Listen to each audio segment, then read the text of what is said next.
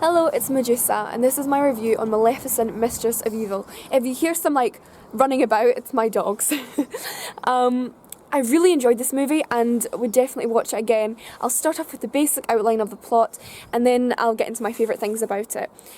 So Maleficent, played by of course the amazing Angelina Jolie, is living happily on the moors with Aurora, played by Elle Fanning. And she is now the Queen of the Moors. Oh gosh, that's my dog.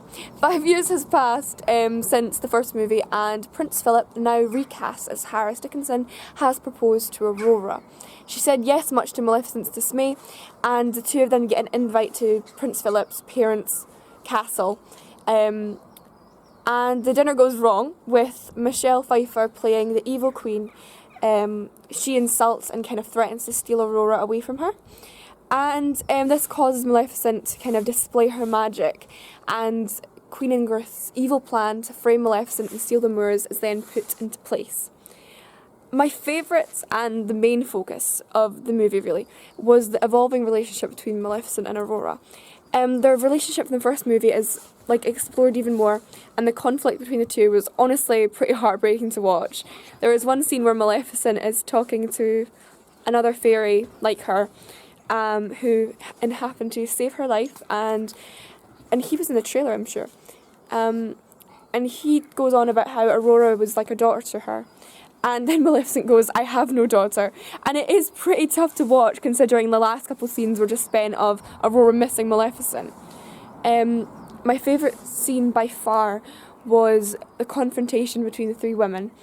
Maleficent following a very dark and brutal battle between fairies and humans, which was pretty violent, to be honest, attempts to assassinate Queen Ingrid. Seeing what she's about to do, Aurora rushes over to the top of the tower, putting herself right in between Maleficent and Ingrid. She tells Maleficent a beautifully acted and written scene that she knows exactly who she is, and states that "you are my mother."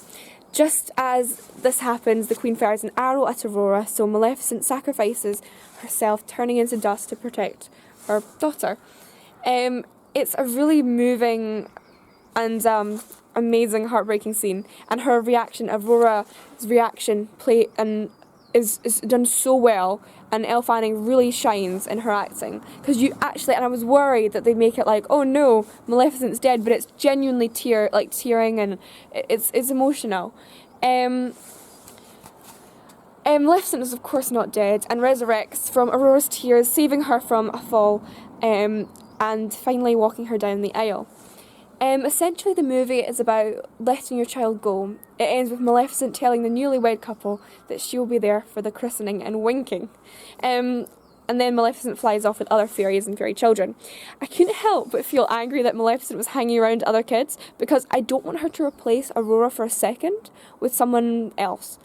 But this may be because I watched this on my 17th birthday and I'm projecting irrational growing up fears, so that might be it.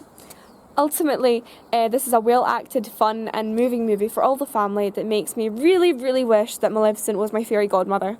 Thank you for watching. Bye-bye.